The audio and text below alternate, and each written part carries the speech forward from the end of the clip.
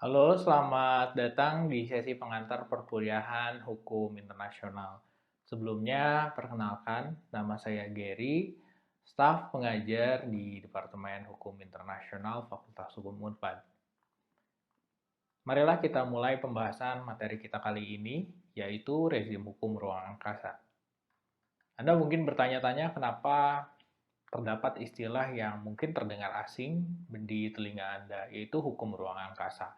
Apakah memang terdapat rezim hukum yang mengatur kegiatan di sana? Jawabannya ya, memang ada rezim hukum yang mengatur kegiatan manusia, terutama kegiatan negara di ruang angkasa. Selama ada aktivitas di sana, maka secara logis dibutuhkan hukum yang mengaturnya. Faktanya, rezim hukum ruang angkasa sangat dekat dengan Anda saat ini. Telepon genggam yang Anda kenakan saat ini, internet kencang yang Anda rasakan dan gunakan setiap hari untuk mengikuti kuliah online, memiliki andil dari satelit yang ditempatkan di ruang angkasa. Peluncurannya, penempatannya, maupun pengoperasian satelit tersebut diatur oleh hukum ruang angkasa. Baik, karena pembahasan kita ada dalam subbab mengenai kedaulatan atas suatu wilayah, mari kita fokuskan untuk menjawab pertanyaan, apakah negara-negara boleh mengklaim kedaulatan terhadap ruang angkasa? Dan juga mungkin benda antariksa seperti bulan atau planet Mars. Dan apakah ketika Neil Armstrong dan Buzz Aldrin pertama kali mendarat di bulan pada 1969, mereka dengan serta-merta menjadikan bulan milik Amerika Serikat. Mari kita bahas lebih jauh dari perspektif hukum internasional. Oke, rezim hukum udara yang mendasarkan kepada kedaulatan penuh dan eksklusif tidak berlaku ketika kita berbicara mengenai space exploration. Pesawat udara komersial yang terbang melintasi negara lain harus terlebih dahulu mendapat izin dari negara yang dilewatinya. Namun, Anda bisa bayangkan tidak, apabila satu negara yang mengoperasikan satelit harus meminta izin kepada setiap negara yang dilewati satelit tersebut dalam satu kali orbit, atau ketika negara meluncurkan pesawat ulang-alik, negara harus meminta izin kepada negara-negara yang dilewatinya. Ini sangat tidak practicable, karena pesawat ulang-alik terbang lebih tinggi dari 100 mil dari permukaan tanah. Ya, ini memang pengaturannya tidak sama dengan hukum udara ya, karena hukum udara rezimnya berbeda. Baik, sampai di sini Anda sudah memahami bahwa terdapat perbedaan di antara kedua rezim tersebut, udara dan ruang angkasa. Akan tetapi, di mana ruang angkasa berakhir dan maksudnya di mana ruang udara dimulai dan berakhir, kemudian di mana ruang angkasa dimulai dan berakhir. Di manakah batasnya? Ini pertanyaan yang belum dapat terjawab oleh negara-negara saat ini. Terdapat ketidakseragaman pengaturan mengenai delimitasi ruang udara dan ruang angkasa. Kedaulatan atas ruang udara berakhir ketika ruang angkasa dimulai tentu saja. Namun, di mana titik tepat limit tersebut ini masih sangat sulit untuk dijawab. Pendekatannya berbeda-beda, tergantung mana yang dipakai, teknologi apa yang menjadi patokan. Apakah negara memiliki kepentingan nasional untuk itu? Misalnya United Kingdom pernah menentukan untuk tujuan praktis bahwa batas ruang udara dan ruang angkasa ditentukan dengan sejauh mana kemampuan pesawat bisa terbang. Anda bisa bayangkan, negara harus berlomba-lomba untuk membangun pesawat yang bisa terbang lebih tinggi sehingga mereka bisa mengklaim kedaulatan lebih banyak lagi. Atau kita lihat pendekatan lain yang berbeda. Ada yang menggunakan patokan ilmiah, yaitu ruang angkasa dimulai ketika oksigen tidak dapat lagi ditemukan. Ini juga sangat sulit karena oksigen tidak ada titik tepat berhentinya di mana dia tidak ada. Oksigen berkurang secara gradual dan sangat sulit ditentukan, misalnya berkurang pada 100 mil. Nah, itu sangat sulit. Begitu. Kemudian ada lagi yang menggunakan pendekatan misalnya dari teknis dan fungsional. Dan pendekatan tersebut muncul karena adanya penemuan-penemuan teknologi baru seperti spaceplane, pesawat yang memiliki kemampuan glide di udara, namun dia juga bisa terbang ke luar angkasa. Nah, ini menambah kerumitan di mana titik tepatnya.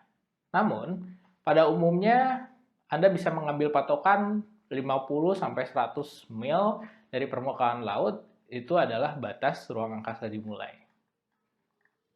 Di luar titik delimitasi ruang udara dan ruang angkasa, negara telah sepakat untuk menetapkan prinsip hukum internasional yang bernama res communis untuk mengatur ruang angkasa.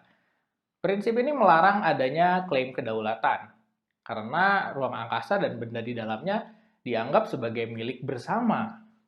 Dan penerapan prinsip ini diperkuat oleh berbagai resolusi Majelis Umum PBB, dan kemudian pada saat itu diperkuat lagi dengan munculnya perjanjian internasional, ya. Nah, dan pada akhirnya terbentuklah satu rezim hukum ruang angkasa. Oke. Nah, salah satunya adalah yang pertama kali adanya GA Resolution 1962. Resolusi Majelis Umum PBB 1962 yang diadopsi tahun 1963 berjudul Declaration of Legal Principles Governing the Activities of Satellites in the Exploration and Use of Outer Space.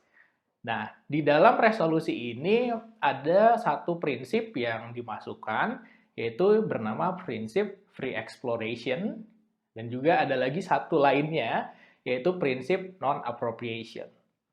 Prinsip free exploration, negara bisa mengeksplor negara mana saja, tidak eksklusif, ruang angkasa, bisa meluncurkan pesawat ulang-alik, bisa meluncurkan misalnya misi untuk ilmiah ruang angkasa, nah itu bisa. Dan juga ada prinsip non-appropriation. Jadi negara tidak boleh mengklaim kedaulatan di luar angkasa. Berdasarkan kedua prinsip ini, setiap negara bebas mengeksplorasi luar angkasa, akan tetapi tidak dapat mengapropriasi, ya intinya. Nah, resolusi tersebut diterapkan oleh negara dan memenuhi unsur opinio juris sehingga dengan segera menjadi instant customary of international law atau secara instan menjadi hukum kebiasaan internasional. Penegasan kembali rezim hukum yang berlaku di ruang angkasa ini ada pada Treaty on Principles Governing the Activities of States in the Exploration and Use of Outer Space. Panjang ya judulnya, tapi jangan khawatir. Nah, Anda bisa singkat menjadi Outer Space Treaty 1967. Treaty on Principles Governing the Activities of States in the Exploration and Use of Outer Space, including the Moon and Celestial Bodies. 1967. Kita singkat saja menjadi Outer Space Treaty 1967. Perjanjian ini dikenal sebagai Mother Treaty dalam rezim hukum ruang angkasa karena menyediakan framework dari hukum ruang angkasa itu sendiri.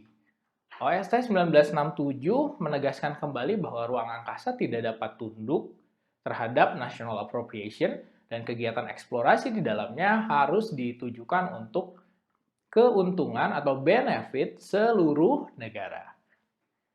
Oke, secara tegas kita bisa simpulkan sampai sejauh ini bahwa negara tidak dapat mengklaim kedaulatan di ruang angkasa.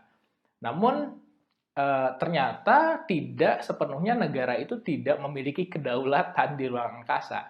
Ada bagian dari kedaulatan itu yang tetap dimiliki oleh negara ketika meluncurkan kendaraan ruang angkasa atau mengirimkan personelnya ke luar angkasa, astronot ke luar angkasa. Ya memang negara ini memiliki yang namanya yurisdiksi dan kontrol terhadap personel dan kendaraan yang diluncurkan ke ruang angkasa. Jadi kalau misalnya kita meluncurkan misalnya stasiun luar angkasa gitu ya, di dalamnya tetap negara peluncur memiliki jurisdiksi dan kontrol untuk itu. Dan kalau kita mengirimkan astronot, astronot tersebut masuk ke dalam jurisdiksi negara pengirimnya atau negara peluncurnya. Hal ini ditegaskan ya dalam pasal 8 Outer Space Treaty 1967. Dengan demikian ini menjadi norma yang legit gitu ya.